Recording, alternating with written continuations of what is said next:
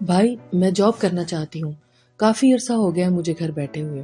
Lounge میں اس وقت رحمان بھائی، نمل اور ماریا بیگم تھیں، جو نمل اور اپنے بیٹے اور بہو سے ملنے اسلام آباد آئی ہوئی تھیں۔ انہیں تو منال کے حادثے کی خبر تک نہیں ہوئی تھی۔ نمل تو منال اور شاویز کے نکاح کے اگلے دن ہی رانا ہاؤس چھوڑ آئی تھی اور پلٹ کر دیکھا بھی نہیں تھا۔ وہ تب سے یہیں رہ رہی تھی۔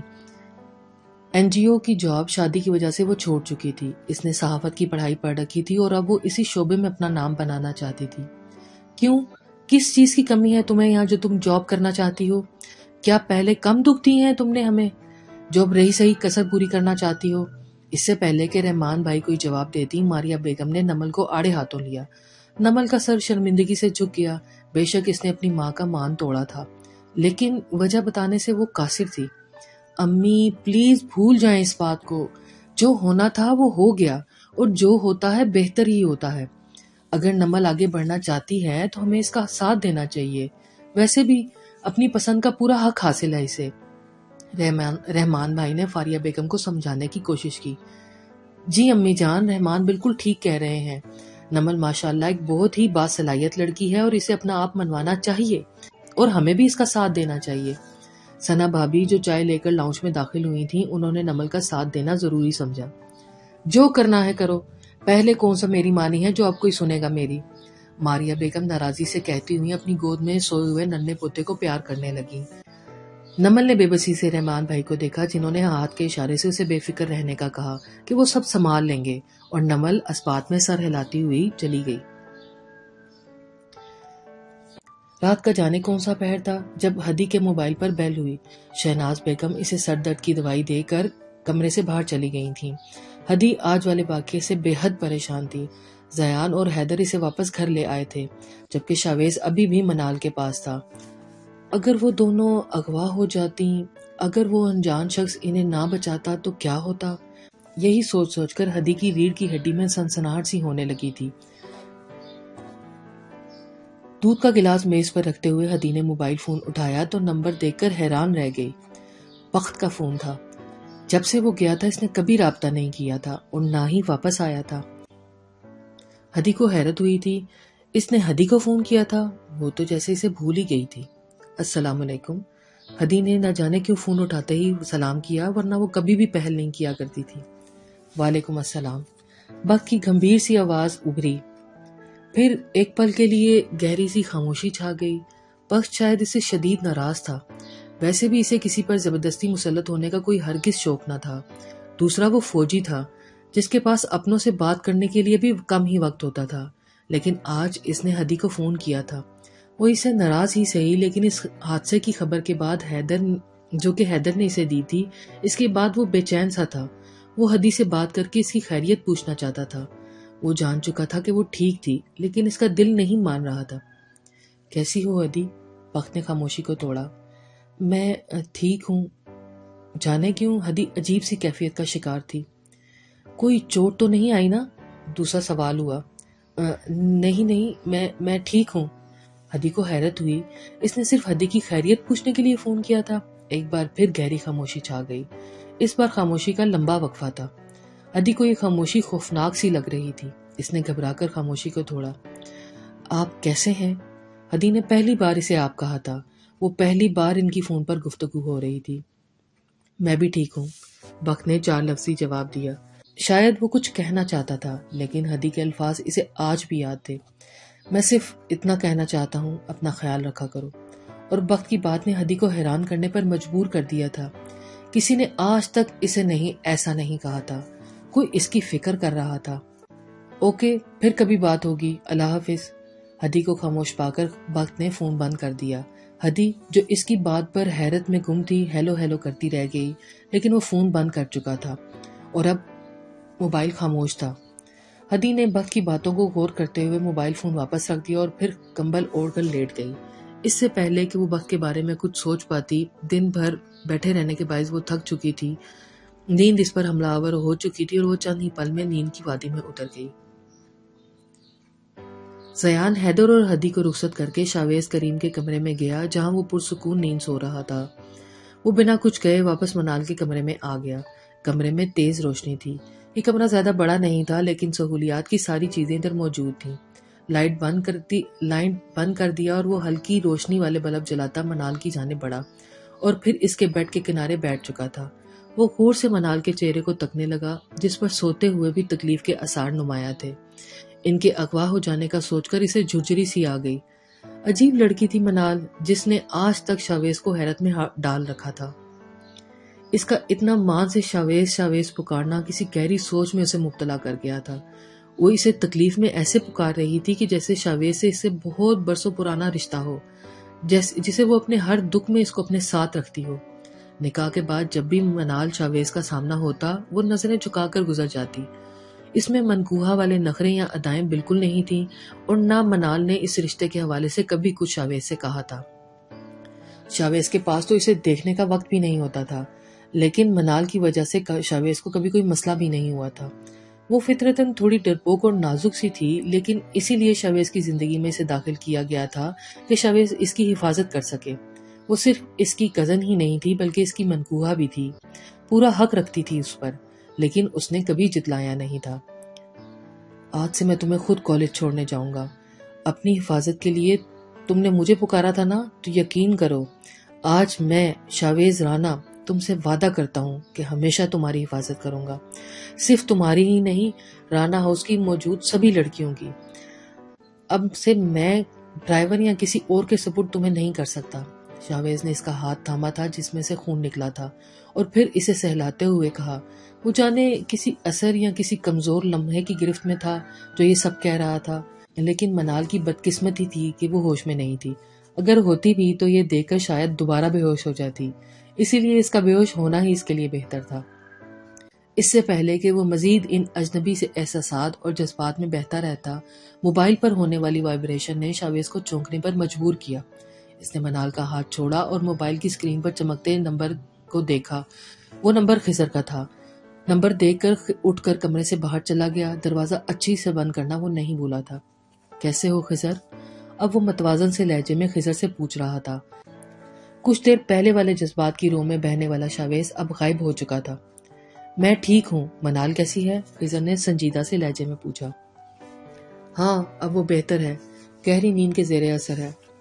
سوچ لو شاویز، کہیں ہم نے اس معاملے کو دبا کر غلطی تو نہیں کی؟ مجھے تفتیش کر لینے دیتے تو کوئی نہ کوئی سراغ ضرور مل جاتا۔ شاویز نے اس معاملے کو پولیس کیس بنانے سے منع کر دیا تھا۔ اس کا کہنا تھا کہ گھر کے بندے کا پولیس میں ہونے کا اتنا فائدہ ہونا چاہیے کہ گھر کی بات میڈیا تک نہ جائے۔ یہ پولیس کیس بنتا تو خبر میڈیا تک ضرور جاتی، جو شاویز نہیں چاہتا تھا۔ نہیں، ہم کوئی غلطی نہیں کر رہے۔ میں اس معاملے کو اپنے طور سے دیکھنا چاہتا ہوں۔ اس ہسپتال کا مالک مجھ سے بہت کچھ چھپا رہا ہے، لیکن مجھے اس بات کی سمجھ نہیں آ رہی یہ تیسرا شخص کون ہے جس نے بیچ میں مدد بھی کی اور اپنی شناخت بھی چھپائے رکھی ہے۔ وہ راہداری میں ٹہلتے ہوئے خضر سے بات کر رہا تھا، جبکہ چہرے پر گہری سوچ کے آثار نمایاں تھے۔ اسی لیے تو کہہ رہا ہوں ایک بار میں آ جاتا ہوں ہاسپٹل۔ یہ جو ڈاکٹر فاروقی ہے مجھے دیکھ کر ہی سب کچھ اگل دیتا۔ تم بالکل ٹھیک کہہ رہے ہو خضر، لیکن کچھ اور بات ہے جو چھپی ہوئی ہے، جو تمہاری زندگی سے جڑی ہوئی ہے، شاویز نے اصرار سے انداز میں کہا۔ کیا مطلب؟ کیا چھپا ہوا ہے؟ شاویز چونک کر سیدھا ہوا اور وہ ابھی پولیس اسٹیشن میں ہی تھا۔ ہدی نے مجھے بتایا تھا کہ جس شخص نے ان کی مدد کی تھی، وہ اغوا کاروں سے بچایا تھا، وہ ہناوے کا پوچھ رہا تھا۔ شاویز کی بات سن کر خضر کو جیسے کرنٹ لگا۔ اب کی بار صحیح معنوں میں اس کے وجیح چہرے پر پریشانی کی لکیریں نمودار ہوئیں۔ ہناوے کا؟ وہ بےتابی سے ہاں ہناوے کا۔ وہ بےتابی سے گاڑی تک پہنچا اور پھر پریشانی سے ہناوے کا پوچھ رہا تھا، اور جیسے ہی ہدی نے بتایا کہ ہناوے گھر پر ہے تو وہ خاموش سا ہو گیا، پرسکون سا۔ شاویز نے جو ہدی سے سنا وہ خضر کو بتا دیا۔ وہ دونوں ایک دوسرے کے ساتھ ہمیشہ دیتے تھے، لیکن کوشش کرتے تھے کہ اپنے معاملے کو اپنے طریقے سے نپٹا سکیں۔ امن ملک خضر کے لبوں پر بے اختیار پھسلا۔ ایک وہی شخص تھا جو ہناوے کے لیے اتنا پاگل تھا، اور جو شاید اس کی طرف بڑھنے والے ہاتھ کو جڑ سے اکاڑ کر پھینک دیتا، اور خضر کی معلومات کے مطابق ابھی تک مری میں ہی موجود تھا، بلکہ اس نے یہاں گھر خرید لیا تھا۔ امن ملک، شاویز چونکا۔ ہاں امن ملک، وہ شخص جس نے ان تینوں کو بچایا تھا، یقیناً وہ امن ملک ہی تھا۔ کیوں بچایا میں اچھے سے جانتا ہوں۔ ایک وہی ہے جو اپنی طاقت کا بہت اچھے سے استعمال کرتا ہے۔ اس کا مطلب ہے کہ امن ملک سے اس شخص کا سراغ مل سکتا ہے جس نے رانا ہاؤس کی عزت پر ہاتھ ڈالنے کی کوشش کی۔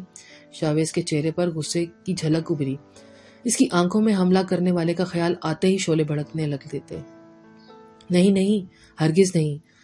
امن ملک وہ شاطر انسان ہے جو اس بات کا پتہ لگنے ہی نہیں دے گا کہ بچانے والا کون تھا یا اس کا اس معاملے سے کوئی ہاتھ تھا۔ ہمیں سوچ سمجھ کر اور خاموشی سے چلنا ہوگا۔ تم ٹھیک کہہ رہے ہو۔ میں دیکھتا ہوں کہ رانا خاندان کو نقصان پہنچانے کی ہمت کس نے کی ہے۔ تم امن ملک کو دیکھو۔ خضر نے گہرا سانس فضا میں خارج کرتے ہوئے کہا۔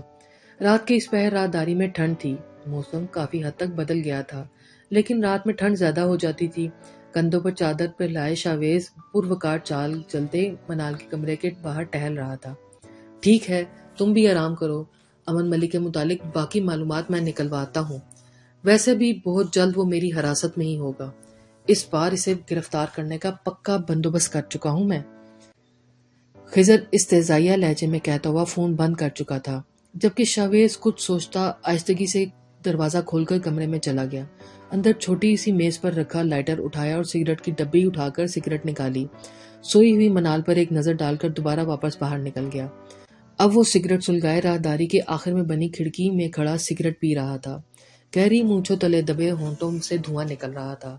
رات کے اس پہر روشنیوں سے چمکتا شہر کسی کہکشاں کی منظر پیش کر رہا تھا۔ وہ کھڑکی میں اس لیے کھڑا تھا کہ سگریٹ کا دھواں یہاں سے باہر خارج ہو سکے۔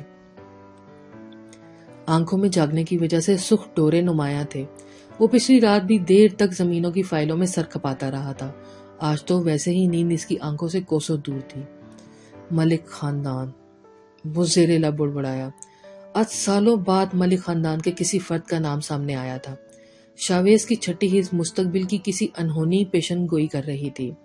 کچھ تو غلط تھا یا غلط ہونے جا رہا تھا۔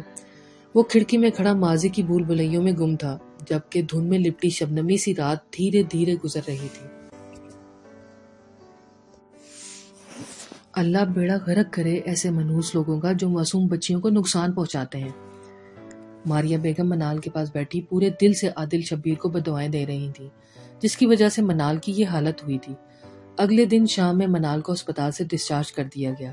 شاویز کو اپنے ساتھ دیکھ کر اس کی حالت کافی سنبھل گئی تھی، لیکن وہ ابھی تک سہمی ہوئی تھی۔ یہ حادثہ زیادہ بڑا نہیں تھا اور زیادہ برا بھی نہیں تھا، لیکن گولیوں کے چلنے اور خون کو دیکھنے کے بعد وہ نارمل نہیں ہو پا رہی تھی۔ 2 دن ہو گئے تھے منال کو واپس آئے ہوئے۔ ماریہ بیگم آج صبح اسلام آباد سے لوٹی تھیں۔ شاویز نے رانا ہاؤس میں سب کو منال کی حالت کے بارے میں ماریہ بیگم کو بتانے سے منع کیا تھا اور سب نے اس حکم کی تعمیل کی تھی۔ نمل کا بھی دن میں فون آیا تھا، وہ کافی پریشان تھی۔ پھر منال نے اسے اپنے ٹھیک ہونے کی تسلی دی، لیکن وہ مطمئن نہیں ہو پا رہی تھی۔ شاویز اور عثمان رانا یعنی نمل کے بابا کی وجہ سے جنہوں نے اب رانا ہاؤس میں آنے جانے سے منع کیا تھا، وہ رانا ہاؤس منال سے ملنے نہیں جا سکتی تھی، اسی لیے فون پر ہی اس کی خیریت دریافت کر رہی تھی۔ ماریہ بیگم تو منال کے ماتھے پر پٹی بندی دیکھ کر غش کھا کر گرنے لگی تھی۔ ارے امی بس کر جائیں، میں ٹھیک ہوں۔ ان کی بددعاؤں سے عاجز آ کر بالآخر منال بول ہی پڑی۔ کیسے بس کر جاؤں؟ اگر تمہیں کچھ ہو جاتا تو؟ جو گولی ڈرائیور کو لگی ہے وہ تمہیں یا ہدی کو لگ جاتی تو کیا ہوتا؟ امن کی حالت دیکھی ہے نا، بیچارہ کومے میں چلا گیا ہے گولی کی وجہ سے۔ اللہ اس شخص کو کڑی سزا دے جس نے اس معصوم بچے کو یہ حالت کی ہے۔ اس کا دکھ دیکھا نہیں جاتا مجھ سے۔ فاریہ کیسے تڑپتی ہے اس بچے کو دیکھ دیکھ کر، میں بس جانتی ہوں۔ اللہ بھلا کرے اس انجان شخص کا جس نے تم لوگوں کو بچایا۔ جانے امن ملک خوش نصیب تھا کہ بد نصیب، اسے ایک ساتھ دعا بھی ملتی تھی اور ایک ساتھ بد دعا بھی، جبکہ منال تو ابھی تک شاویز کی اس فکر کرنے والے روپ میں کھوئی ہوئی تھی، جیسے اس نے ہسپتال میں منال کا خیال رکھا اور پھر اسے گھر میں چھوڑ کر آیا۔ بے شک اس نے اسے زیادہ بات نہیں کی، لیکن پچھلے 2 دنوں سے وہ اس کا حال تک پوچھنے نہیں آیا تھا۔ جانے کہاں مصروف تھا، لیکن ہسپتال سے گھر تک جو روپ منال کو شاویز کا دیکھنے کا ملا تھا وہ انوکھا تھا، جس نے منال کی ساری تکلیف اوڑن چھو کر دی تھی۔ جب ہمارا محبوب شخص ہماری فکر کرتا ہے، وہ لمحے بڑے ہی پرلطف ہوتے ہیں۔ منال اندر تک سرشار کرنے والے اس وقت کے زیر اثر تھی اور غلطی سے بھی اس ٹرانس کی کیفیت سے باہر نہیں نکلنا چاہتی تھی۔ کبھی خود کو تجھ میں سمو کے میں لکھوں چاہتوں کے مقال میں، کبھی نام اپنا نکال لوں تیرے نام کی کسی فال میں، جو تیرے خیال کو جادواں میرے سخن کو امر کرے، وہی ایک لمحہ تراش لوں تیرے ہجر کے ماہ و سال میں۔ مری کے اس خوبصورت سے گھر میں امن ملک ورزش کرنے میں مگن تھا۔ وہ بٹر فلائی مشین کی کرسی پر بیٹھا اپنے بازوؤں سے مشین کے فلائز کو پھیلا اور سکڑا رہا تھا۔ وہ بنا بازو کی شرٹ پہنے ہوئے تھا۔ اس کے کثرتی بازو اس کی اس ورزش کے دوران مکمل طور پر نمایاں ہو جاتے تھے۔ رمجم میں دھیمی آواز میں شاعری چل رہی تھی اور اس زور طلب ورزش کو وہ کسی خیال کے زیر اثر کر رہا تھا۔ کبھی نام اپنا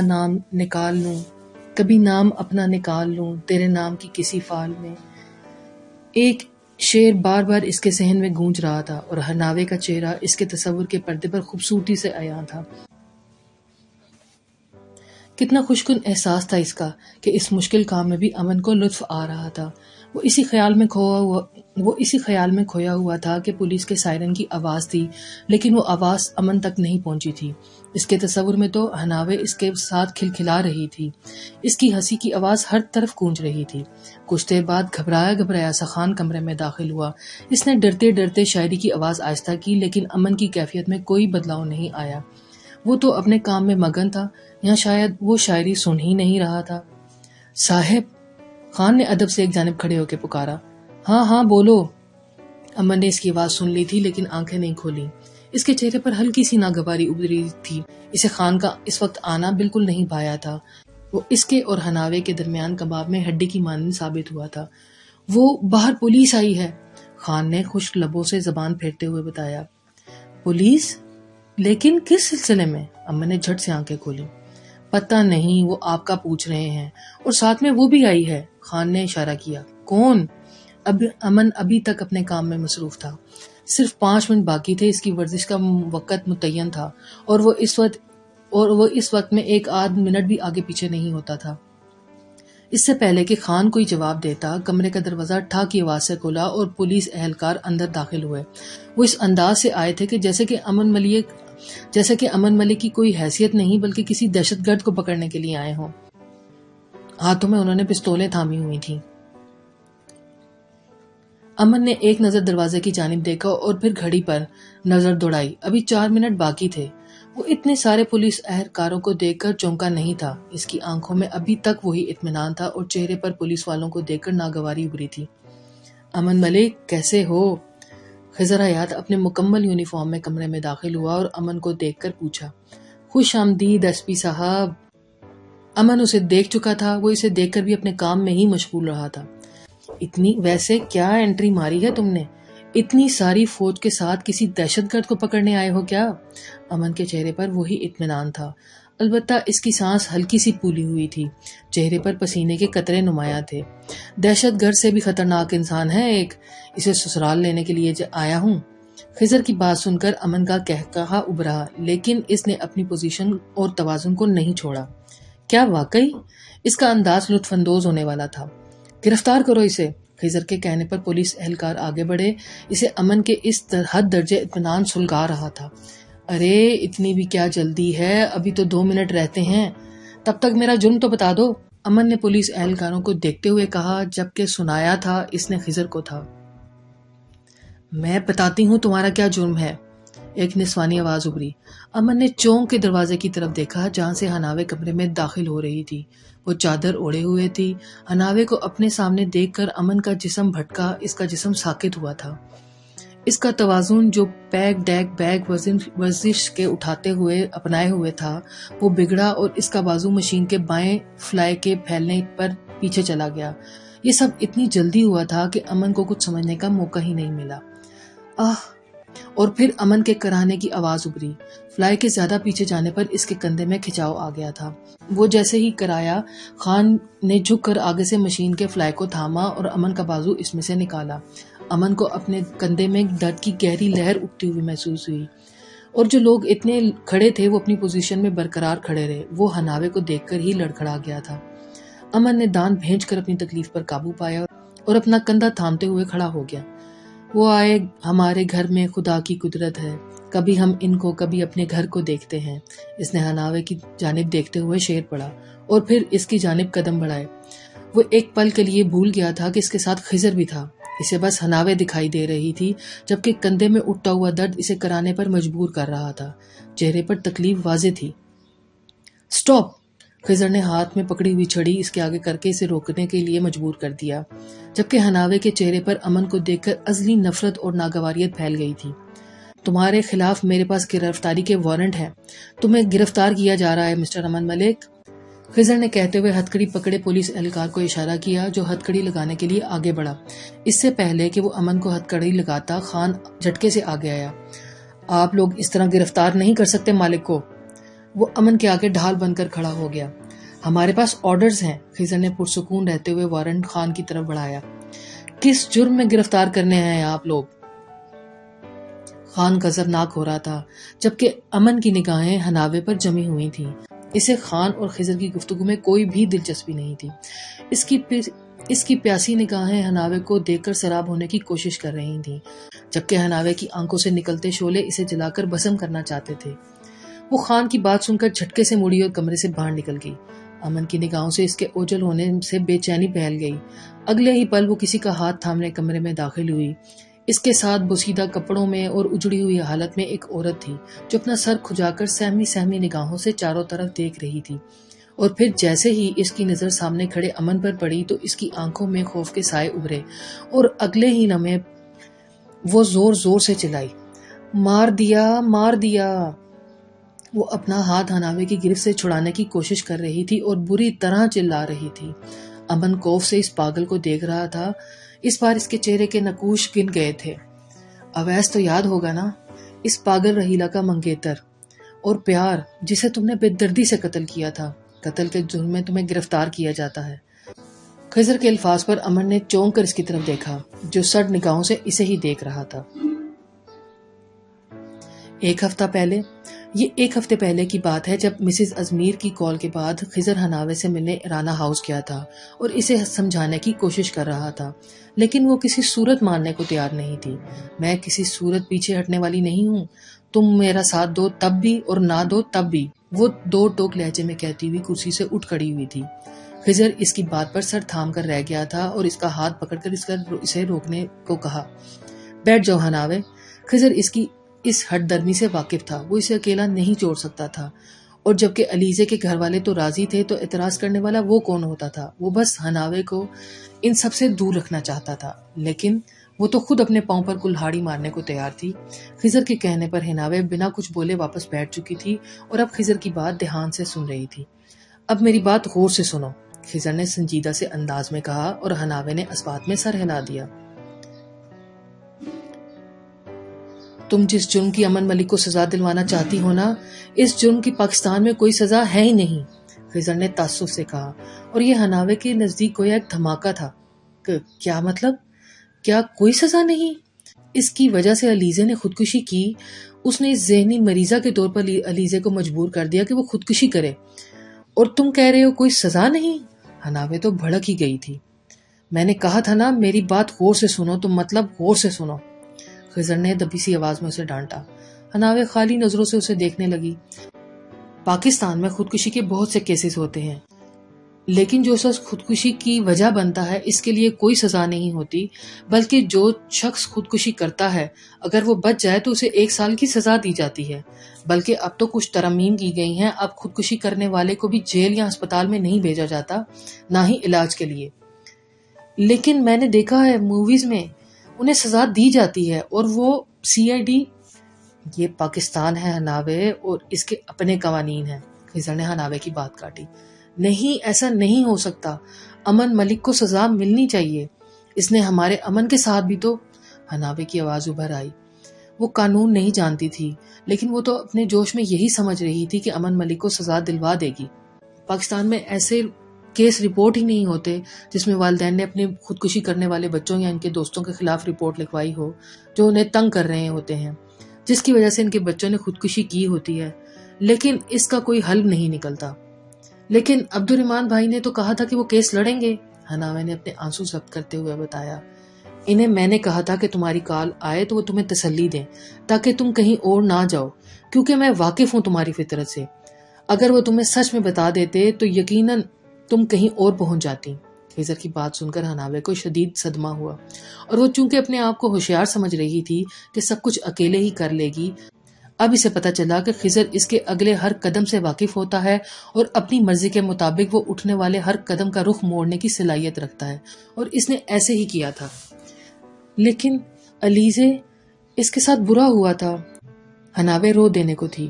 میری بات سنو حناوے، دنیا میں صرف ایک علیزے ہی نہیں کہ جس کے ساتھ برا ہوا ہے، اور علیزے کی تو اپنی بھی غلطی تھی، اور خودکشی کر کے اس نے جو گناہ کیا اس کے بارے میں کچھ نہیں کہہ سکتا، لیکن دنیا میں ایسی بہت سی لڑکیاں ہیں جن کا کوئی گناہ نہیں، لیکن انہیں سزا ملی، ان کے ساتھ بہت برا ہوا، جن میں کچھ کا ذمہ دار امن ملک ہے۔ لیکن اگر ایسی لڑکیوں کو انصاف ملے تو امن ملک کو سزا ملے تو علیزے کو بھی انصاف مل جائے گا۔ یہ بات کہتے ہوئے خضر کے ذہن میں حیدرآباد کے گاؤں اور ان کے کچے پکے رستوں پر آتی جاتی گاڑیوں کے پیچھے بھاگتی ایک پاگل کی شبیہ ابھری تھی۔ میں کچھ نہیں سمجھی کہ تم کیا کہنا چاہ رہے ہو۔ حناوے نے سوالیہ نظر سے خضر کو دیکھا۔ تمہیں میں ایک کہانی سناتا ہوں، تمہارے لیے فیصلہ کرنا آسان ہو جائے گا، خضر نے کہتے ہوئے بولنا شروع کیا، جبکہ حناوے الجھن آمیز نگاہوں سے اسے دیکھ رہی تھی۔ یہ کہانی ہے اویس اور راہیلہ کی۔ راہیلہ جو پڑھنے کا خواب لے کر ایک گاؤں سے اسلام آباد آئی تھی، خوبصورت تھی، ذہین تھی، اور ایسی لڑکیاں کمزور مردوں کے دل پر کاری وار کرتی ہیں۔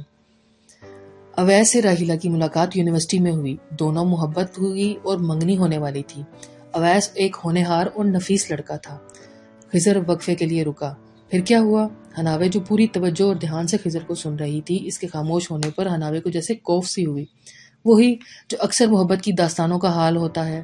راہیلہ پر امن ملک کے آوارہ دوست قدیر کا دل آ گیا، اور پھر اس نے راہیلہ اور اویس کو امن کا سہارا لے کر اٹھوا لیا۔ پھر حناوے کو تجسس ہو رہا تھا، اور خضر نے اس کو دیکھتے ہوئے ساری کہانی سنا دی۔ راہیلہ پوری طرح اپنا ذہنی توازن کھو چکی ہے، اور اویس کی باڈی 2-3 دن بعد گندے نالے سے ملی تھی۔ حناوے نے کرب کی شدت سے آنکھیں مینچ لیں۔ وہ شہزادوں جیسی ظاہری وضع قطع رکھنے والا شخص کس قدر ظالم تھا، اس کا احساس حناوے کو آج ہوا تھا۔ صرف علیزے اور ہمارا پیارا سا امن بھی تو اس کے ظلم کا شکار ہی نہیں ہوئے، بلکہ بہت سے ایسے لوگ ہیں جو اس کے عطاب کا شکار ہو چکے ہیں، جن کی زندگیاں مکمل طور پر تباہ ہو چکی ہیں۔ امن ملک کو سزا دلوانے کے لیے ایک پوشیدہ سا کیس کافی نہیں، ایک مضبوط کیس بنانا ہوگا۔ راہیلہ کو انصاف دلانا ہوگا، اس کے ساتھ زیادتی ہوئی ہے، جبکہ علیزے نے تو محبت میں دھوکہ کھایا تھا۔ ظلم اویس کے ساتھ ہوا ہے، انصاف اسے ملنا چاہیے۔ اگر امن ملک کو سزا دلوانی ہے تو جوش سے نہیں، دماغ سے کام لینا ہوگا، سمجھ آئی؟ خضر نے حناوے کی کن پٹی کو شہادت کی انگلی سے چھوتے ہوئے کہا، جبکہ حناوے سر جھکائے اپنے آنسو کو ضبط کر رہی تھی۔ اویس کی موت سے اسے ننا امن یاد آ گیا جو ابھی تک کومے میں تھا۔ اگر لڑنا ہے تو مضبوط بننا ہوگا حناوے، رونے سے کچھ نہیں ہوگا۔ اس کی آنکھوں سے چھلکتے آنسو دیکھ کر خضر نے نرم سے لہجے میں کہا، میں لڑوں گی، ہر قیمت پر لڑوں گی۔ اسے امن کی حالت کا حساب دینا ہوگا، اور علیزے کو دیے گئے دھوکے کا بھی حساب دینا ہوگا۔ اسے راہیلہ کی زندگی برباد کرنے اور اویس کی موت کا بھی حساب دینا ہوگا۔ اسے اس کے ہر جرم کی سزا ملے گی، اور میں سب کو انصاف دلوانے کے لیے ہر حد تک جاؤں گی۔ شدت جذبات سے حناوے کی آواز کانپ رہی تھی، لیکن اس کا حوصلہ بلند تھا۔ گڈ، تو اب جب تک میں نہ کہوں تم کچھ نہیں کرو گی، خاموشی سے رہو گی، سمجھ آئی؟ اس کی بات پر حناوے نے اسبات میں سر ہلایا تو خضر نے ایک بوجھل سانس ہوا میں خارج کیا۔ اس کا مقصد حناوے کو دکھی کرنا نہیں تھا، لیکن اسے سمجھانا بھی تو لازمی تھا، جو اب کچھ حد تک سمجھ گئی تھی۔ اب خضر کو اگلی چال چلنی تھی۔ اسی رات شاویز نے اسے بتایا تھا کہ منال اور ہدی کو بچانے والا حناوے کا پوچھ رہا تھا، تو خضر سمجھ گیا تھا کہ وہ امن ملک ہی تھا جو مریم میں ہی تھا، اور کہیں نہ کہیں وہ حناوے پر نظر رکھے ہوئے تھا۔ اگلے 2 دن تک اس نے 2 سپاہیوں کے ذمہ کام لگایا تھا کہ وہ حناوے پر نظر رکھیں، تاکہ پتہ چل سکے حناوے پر کون کون نظر رکھے ہوئے ہے۔ اور 2 دن بعد انہوں نے جس گاڑی کا نمبر بتایا، یہ گاڑی حناوے کو اکثر کالج جاتے ہوئے فالو کرتی تھی۔ وہ کسی خان کے نام پر رجسٹر تھی، جو کہ امن ملک کا ذاتی ملازم تھا۔ اگلے 4 دن زیان ہدیہ اور حناوے کو کالج چھوڑنے گیا۔ ثواب کو حیدر اپنے ساتھ جام شورو لے گیا، جبکہ منال ابھی تک ٹھیک نہیں ہوئی تھی۔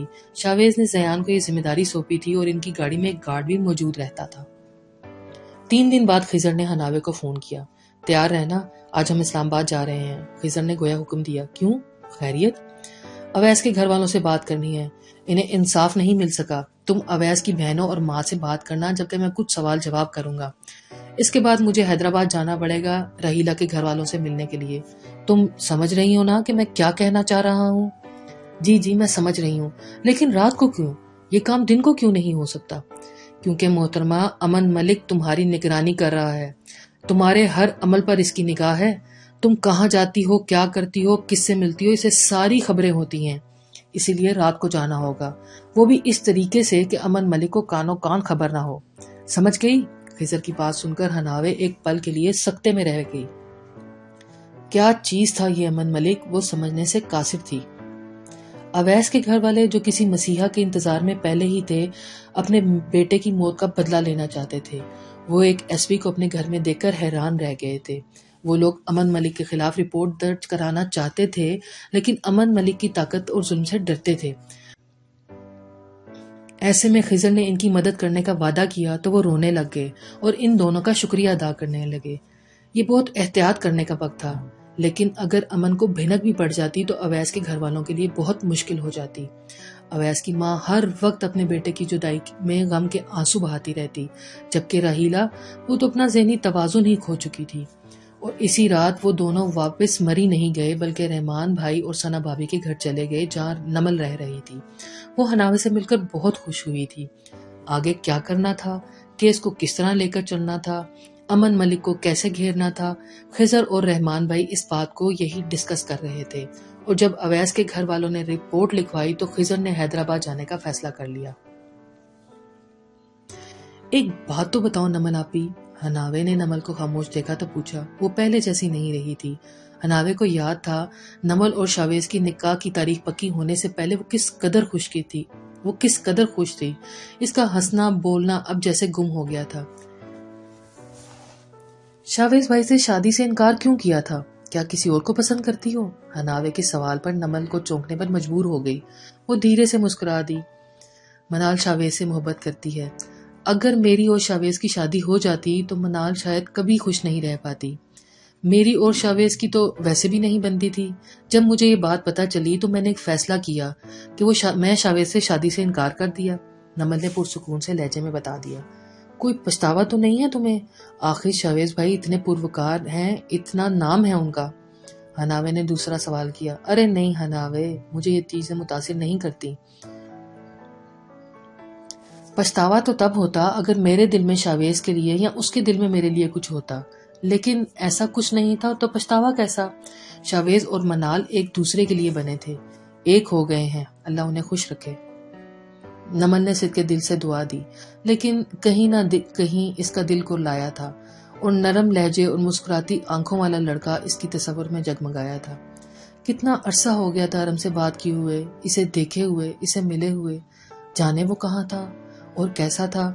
نمن نے اس سے رابطے کی ہر راہ بند کر رکھی تھی، لیکن اس کا دل کہیں نہ کہیں اسے دیکھنے کی ضد کرتا تھا۔ لیکن دل تو پاگل ہے، اس کی تھوڑی نہ سنی جاتی ہے۔